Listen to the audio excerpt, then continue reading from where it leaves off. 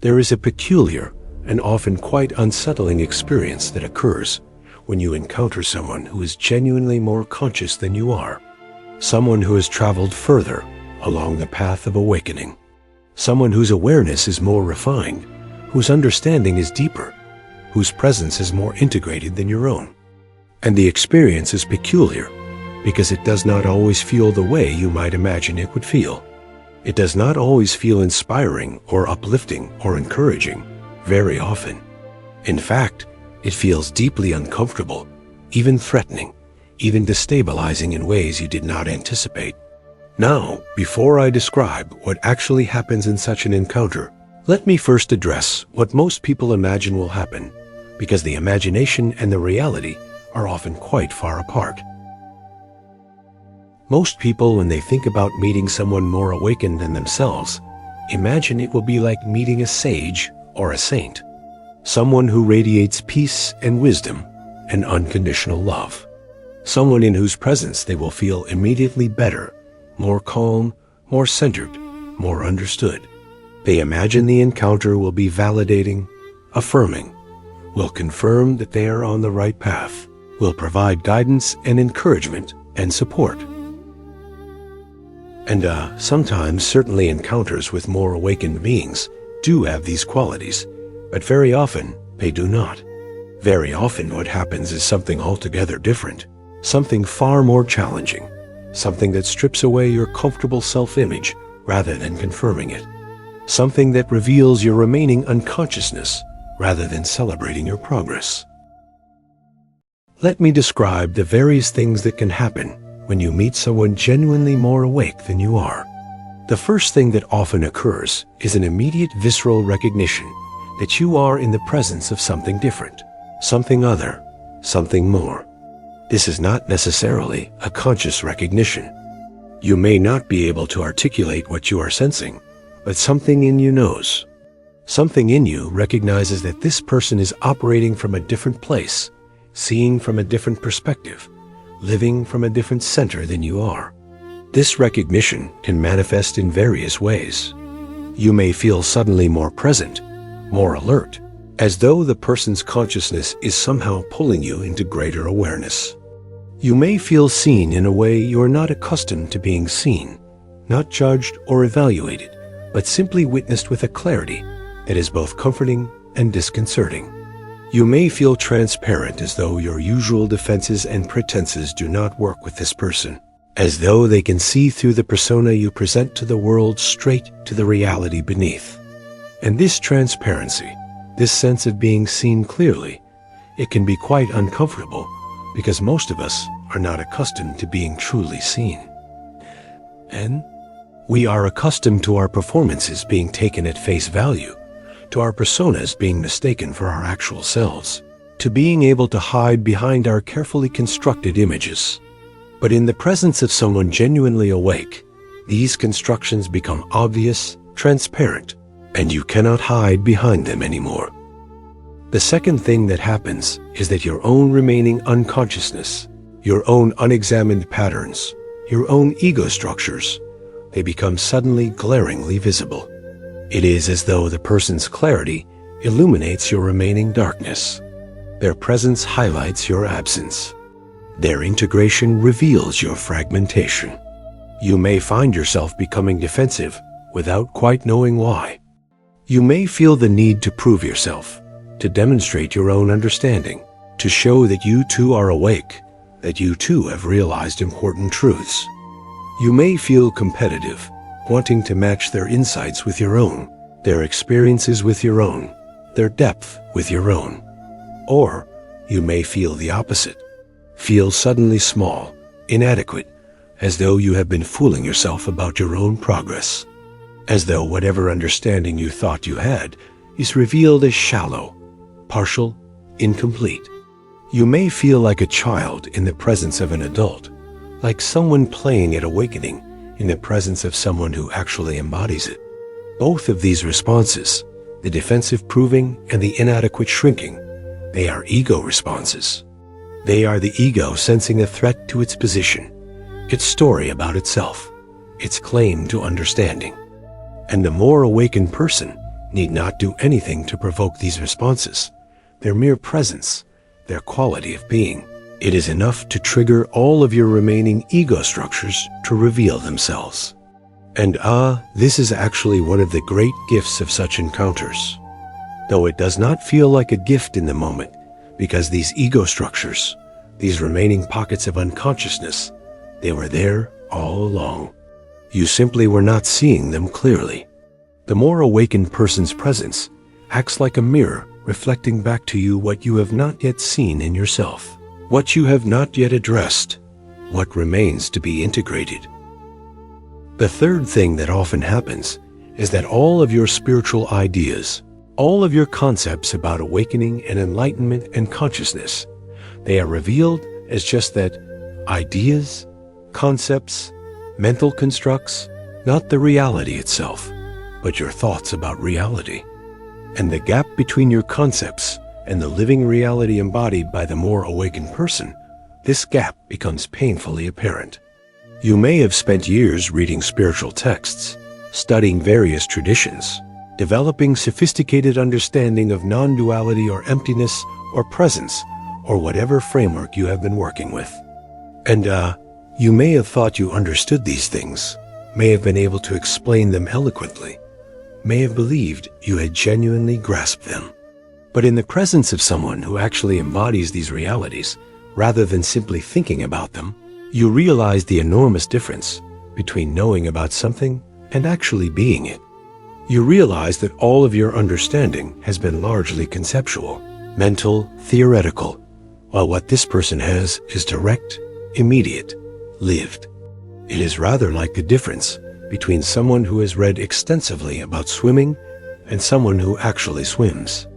The person who has read about swimming may know a great deal, may be able to describe proper technique in elaborate detail, may understand the physics and biomechanics involved. But put them in water next to someone who actually swims, and the difference is immediately glaringly obvious. This can be deeply humbling, even humiliating, because you realize that what you thought was substantial understanding is revealed as relatively superficial knowledge. You have been collecting ideas about awakening rather than actually awakening. And this realization can be quite devastating to the part of you that has been invested in your spiritual identity, in your self-image as someone who is advanced on the path, who understands these matters, who has achieved significant realization. The fourth thing that commonly occurs is a strong temptation to respond in one of two extreme ways. Either to idealize the person to make them into a perfect guru or teacher or master, to project onto them a kind of superhuman wisdom and perfection, or to dismiss them entirely, to find fault with them, to convince yourself that they are not actually more awake than you, that you were mistaken in your initial recognition, that in fact you understand things they do not. Both of these responses are ways of managing the discomfort of the encounter, ways of defending the ego against the threat it perceives. If you idealize the person, put them on a pedestal, make them into something other than human, then you can maintain the distance between you and them. They are special, extraordinary, essentially different from you, and therefore you need not feel badly about the gap between their realization and your own. They are a category apart. If you dismiss them, find reasons why they are actually not more awakened, point to their flaws or limitations, or the ways they fail to match your concept of what an enlightened person should be, then you can also defend your ego. You can convince yourself that the uncomfortable feelings they triggered in you were not actually about your own remaining unconsciousness, but about their deficiencies, their problems, their failures to live up to the standard. Neither of these responses allows you to actually learn from the encounter, to receive what is being offered, to allow the person's greater clarity to illuminate your remaining darkness. Both are defensive maneuvers that protect you from having to face what the encounter is revealing about yourself. The alternative, the more difficult but more fruitful response, is to stay with the discomfort, to allow yourself to feel small or inadequate or exposed, to resist both the temptation to idealize and the temptation to dismiss, and to simply be present to the gap between where you are and where this person is. To allow that gap to teach you, to show you what remains to be seen, to be integrated, to be understood. The fifth thing that happens in such encounters is that you are invited, usually without any explicit words being spoken, to let go of something, to let go of your spiritual identity, your investment in being someone who understands, your attachment to your current level of realization, your need to be seen as awakened or advanced or special. This invitation is often experienced as a kind of death, a dying of the self you have been constructing, the spiritual self, the self that has been proud of its understanding and its progress and its insights. And ego does not want to die. Even the spiritual ego, perhaps especially the spiritual ego, because it is so invested in being conscious, being awake, being aware. The more awakened person, simply by their presence, by their being, they issue this invitation to die, to let go, to surrender what you think you know, what you think you are, what you think you have achieved. They do not usually do this deliberately or manipulatively. It simply happens naturally as a function of the difference in realization between you. And you can refuse this invitation. Most people do most of the time. You can maintain your defenses, protect your self-image, leave the encounter with your ego structures intact, perhaps even strengthened by the need to defend against what you perceived as a threat. But if you accept the invitation, if you allow the dying to happen, something extraordinary can occur. When you let go of your spiritual identity, when you stop trying to be someone who is awakened or enlightened or conscious, when you simply allow yourself to not know, to be confused, to be lost, to be a beginner again, then there is space for something real to emerge. Not your ideas about awakening, but actual awakening. Not your concepts about presence, but actual presence. Not your understanding about truth, but actual truth. The sixth thing that can happen, though it does not always happen, is what might be called transmission. This is a difficult thing to describe because it occurs beyond the level of words and concepts, beyond the level of conscious understanding.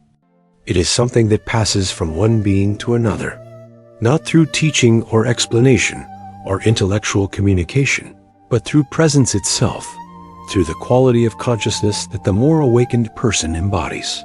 You may sit with them in silence and find that something shifts in you, something relaxes, something opens, something clarifies, without any words being spoken, without anything obvious occurring. Or you may have a conversation about ordinary matters, nothing particularly spiritual or profound, and yet afterwards you find that you see things differently, that some understanding has deepened, that some pattern has loosened its grip. This transmission is not something the person does to you or gives to you. It is more like a resonance, like a tuning fork, causing another tuning fork to vibrate at the same frequency. The more awakened person's consciousness, their quality of presence, it creates a field, an atmosphere. And when you are in that field, your own consciousness has the opportunity to resonate with it, to recognize itself in it, to remember what it truly is, beneath all the conditioning and patterns and identifications. But this transmission can only occur if you are open to it. If you are not too defended, not too invested in maintaining your current state, not too identified with your spiritual self-image. It requires a kind of receptivity, a willingness to be affected, to be changed, to let something in that may alter you in ways you cannot predict or control. The seventh thing that often happens is that whatever spiritual practice you have been doing, whatever methods or techniques or disciplines you have been following, they are called into question, not necessarily through any criticism or judgment from the more awakened person, but simply through the recognition that what they embody seems to have little to do with practice in the way you understand it. You may have been meditating for years, or doing yoga, or following some particular spiritual discipline, and you may have invested a great deal of your identity in being a practitioner, being someone who is dedicated to the path, being someone who puts in the effort and does the work. And then you meet someone who is clearly more awake than you, and you may discover that they do not practice in the way you do, or perhaps do not practice at all in any formal sense. And yet, they have what you are seeking. This can be deeply disorienting, because if practice is not the key, if effort is not what produces awakening, then what have you been doing? What has all your discipline and dedication been for? You may feel betrayed by your practice, by your teachers, by the very framework you have been operating within. But what is actually being revealed is not that practice is useless, but that practice can become another form of ego, another way of trying to become someone, to achieve something, to get somewhere. The more awakened person reveals that awakening is not the result of accumulating practices and experiences and insights. It is something else entirely, something that occurs when all the accumulating stops, when the trying ceases, when you give up the project of becoming awakened and simply are what you already are. This does not mean you should abandon your practice. Practice may still be valuable, may still serve a purpose in preparing the ground, in creating conditions, in wearing away the edges of ego. But the relationship to practice must change. It must cease being a means to an end, a way of getting somewhere, and become instead a simple expression of what already is, a celebration rather than a strategy. The eighth thing that happens, and this can be both discouraging and strangely encouraging, is that you recognize how much further there is to go, how much more is possible, how vast the territory of awakening actually is. Before this encounter, you may have thought you had come quite far, had achieved significant realization, were perhaps even close to some final understanding or complete awakening. But meeting someone genuinely more awake reveals that what you thought was far along the path is actually still quite early. That what you thought was deep understanding is actually relatively superficial. That the territory extends far beyond what you had imagined. And while this can be discouraging, while it can make you feel as though you have accomplished less than you thought, it can also be oddly liberating. Because if there is much further to go, if the territory is vaster than you imagined, then you can let go of the pressure to have arrived, to be finished, to have it all figured out. You can be a beginner again, can return to not knowing, can approach the path with fresh curiosity, rather than the burden of thinking you are supposed to be advanced or accomplished or realized. There is a particular kind of relief in recognizing that you do not know as much as you thought you did, that you have not progressed as far as you believed. The pressure to maintain the image of someone who is awakened, who understands, who has realized important truths, this pressure can be enormous. And when it is revealed that this image is just that, an image, a construction, a false claim, there is a kind of freedom in the revelation, painful though it may be. The ninth thing that arises in such encounters is the question of relationship. When you meet someone more awake than you, there is often an impulse to make them your teacher, to establish a formal relationship of student and teacher, to position yourself at their feet, so to speak, and receive instruction and guidance. And sometimes this is appropriate. Sometimes a genuine teaching relationship can emerge from such encounters, a relationship that serves both parties, that allows for transmission and learning and mutual recognition. But very often the impulse to create a teacher-student relationship is actually another ego defense, another way of managing the discomfort of the encounter. By making them your teacher, you create a structure, a framework, a set of roles and expectations that mediate the rawness of the meeting. You know how to be a student. You know how to be devoted, respectful, receptive. And in adopting this role, you actually create distance, create safety, create a way of relating that does not require you to meet the person as an equal, to be fully present without the protection of defined roles. The more awakened person may or may not want to be your teacher.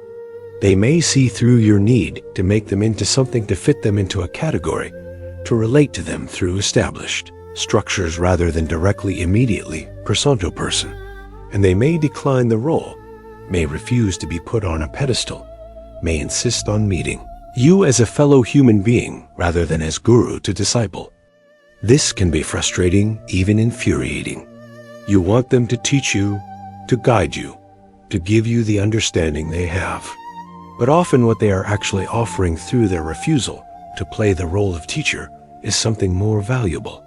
The invitation to take responsibility for your own awakening, to stop looking outside yourself, for someone to give you what you already have, to recognize that what you are seeking in them is actually already present in you, simply hidden beneath your seeking. The 10th thing that can happen in such encounters is that the choices you have made in your life, the way you have structured your existence, the compromises and accommodations and strategies you have adopted, they are suddenly illuminated, revealed in a new light, and often found wanting. The more awakened person may be living very differently from you.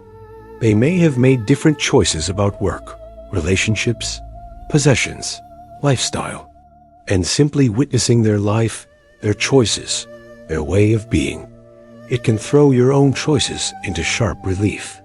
You begin to see where you have compromised your integrity, where you have chosen security over truth, where you have arranged your life around avoiding discomfort rather than embracing what is real. This is not because the person is judging you or criticizing your choices. They may say nothing at all about how you live, but their presence, their example, it acts as a mirror, reflecting back to you the ways in which you are still living from fear, still operating from patterns, still making choices that serve the ego's agenda rather than the truth of your being. And this can be profoundly uncomfortable because you may have elaborate justifications for why you live the way you do, why you maintain the job you do not love, why you stay in the relationship that does not nourish you, why you pursue the goals you do not genuinely care about. You may have convinced yourself that you have good reasons for all of these choices. But in the presence of someone who is actually living from truth, from authenticity, from alignment with their deepest being, all of your justifications and rationalizations become transparent.